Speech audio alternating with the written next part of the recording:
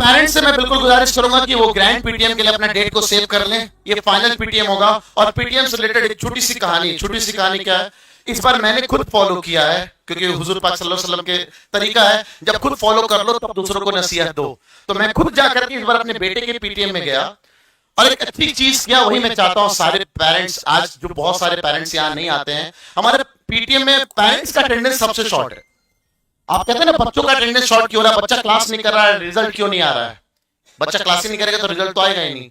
और जब parents class नहीं करेंगे तो रिजल्ट किसका खराब होगा, पेरेंट्स का नहीं, इसमें भी बच्चों का। तो बच्चों को फ्यूचर के लिए क्या पेरेंट्स अपना कीमती 1 घंटा संडे में, वो भी 45 दिनों के अंदर एक बार नहीं निकाल सकते हैं? तो नहीं निकालते हैं। तो एक बड़ी प्यारी सी इंसिडेंट है, एक स्टोरी मेरी बेगम पढ़ रही थी तो उन्होंने मेरे को पढ़ा के सुनाया कि अक्सर एक पेरेंट्स किसी स्कूल के पीटीएम में जाया करते थे और पीटीएम में जाने के बाद उनका एक मामूल हुआ करता था, वो जब भी पीटीएम में जाते थे एक डायरी और एक पेन लेके जाते थे और वो डायरी और पेन में जाने के बाद कुछ पॉइंट्स लिखते थे। ये बताइए पहले कि मेरे बेटे के अंदर आपको क्या क्या कमियां लगती हैं, क्योंकि आजकल का माहौल ऐसा बन गया है जैसे आप स्कूल में जाओ, मालूम चला यार ताना तो बच्चा घर में खा ही रहा है, स्कूल में जैसे टीचर के सामने आया, ये बेटा ये नहीं करता, बेटा वो नहीं करता, ये बदमाशी करता है, वहां भी बेचारा ताना खा रहा होता है। ऐसे में हमारा बच्चा ना डिप्रेस में जाता है। सब ये बोल रहे हैं कि तुम्हारे अंदर गलतियां कौन है, गलतियां क्या है, क्या कोई ये बोल रहा है कि इस गलतियों को सुधार कैसे सकते हैं। तो वो बहुत अच्छा काम करते थे। वो करते क्या थे, अपने बेटे के अंदर जो जो गलतियां थी सब लिखते थे जो टीचर बोल रहा है, और वो खुद वॉच करते थे, क्योंकि वो भी एक पैसा कमाने वाला पेरेंट्स, जब पैसा कमाने वाला पेरेंट्स अपने बाल बच्चों के लिए वक्त निकालता है तो बेचारा अपने लिए वक्त नहीं निकाल पाता है। वही तो कहते हैं ना, माँ बाप जो, इनफैक्ट बाप जो जिस तरह से मेहनत करके बच्चों के लिए कमाता है, ये जब आप बाप बनोगे तो समझ में आएगा। तो इसलिए उनके इस अचीवमेंट को जरा आप गौर करो, वो एक एक पॉइंट्स को लिखते थे, हमारे बच्चे के अंदर क्या क्या कमियां आप बताइए। अच्छा, अब इस कमियों के लिए आप क्या क्या करने वाले हैं आने वाले 45 दिनों के अंदर, आप ये मुझे बताइए। क्या मेरे बेटे का मैथ कमजोर चल रहा है, ये चैप्टर कमजोर है, आप क्या करेंगे इसके लिए। तो हम क्या होता है, बड़े प्यार से सज धज के पहुंच जाते हैं पीटीएम वाले दिन, बेटा हमारा कौन से डिवीजन में, सर नीचे से टॉप किया है, कोई बात नहीं, ठीक है बेटा अगली बार अच्छा करना, इतना थपथपाते हैं और बच्चों को बोल देते हैं। तो मेरा इस वर्ड्स को शायद याद रखिएगा कि मैंने खुद इस बार अचीव किया है, गया हूं जाकर के अपने दोनों बेटों का लिखा हूं परफॉर्मेंस कि उसके अंदर क्या क्या कमियां हैं, मैम आप ये बताओ। अब आप बताओ कि आप कैसे इंप्रूव करोगे। ठीक है, उन्होंने बोला सर हम ये काम करने वाले हैं। अच्छा आप बताइए मैं क्या करूं जिसकी वजह से ये सब चीजें इसको इंप्रूव हो सकती है। तो उन्होंने कुछ पॉइंट बताए, हमने वो पॉइंट्स लिख दिए। तो ये मैं आप पेरेंट्स से गुजारिश करता हूं कि जब आप पीटीएम में आए तो अगर आपके पास पेन डायरी नहीं है ना, तो इमेज क्लास के पास भी पेन डायरी है, आपको पिछले फिल स्टेशन में हमने गिफ्ट किया है। स्टिल यू लाइक कि आपके पास पेन डायरी नहीं है तो आप इमेज क्लास से इशू करा लीजिए, आपको मिल जाएगा पेन डायरी। कम से कम अपने बच्चों के लिए इतना तो होमवर्क करके आ सकते हैं।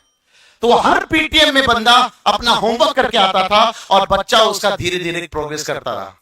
कहते ना, आप अब्बा मेरे लिए क्या किए, खाली पैसा भेजते रह गए, खाली पैसा डिपॉजिट करते रह गए, कभी मेरे फ्यूचर के बारे में सोचा, मेरे अंदर क्या कमी रह रही है।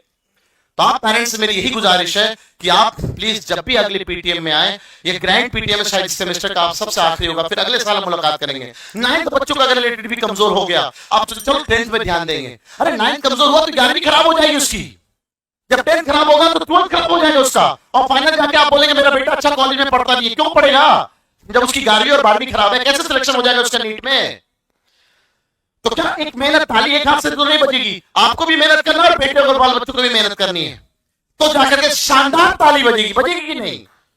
तो इसलिए आपसे गुजारिश यही है कि शानदार ताली बजाने के लिए आपको, आपके पेरेंट्स को और आपको बच्चों को दोनों को साथ में मेहनत करना पड़ेगा। और ताली में जो एनर्जी लगेगी ना, वो इमेज क्लासेस आपको प्रोवाइड करेगी एनर्जी, वो एनर्जी अंदर की एनर्जी वो इमेज क्लासेस से निकल के आएगी।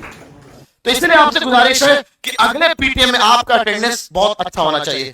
पेरेंट्स के साथ इतनी दिक्कत आती थी, हम लोग पेरेंट्स का पीटीएम रखते थे सुबह 9 बजे से 11 बजे तक। मैं खुल के बोल रहा हूं, आपके मुंह पे बोल रहा हूं, थोड़ा शायद बुरा लगे, हमारे टीचर 8:30 बजे पहुंच जाते हैं संडे वाले दिन।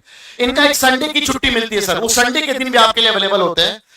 9 बजे आते हैं टाइम सर, पेरेंट्स 11 बजे खत्म होने वाला, पेरेंट्स 10:30 बजे से आना शुरू करते थे।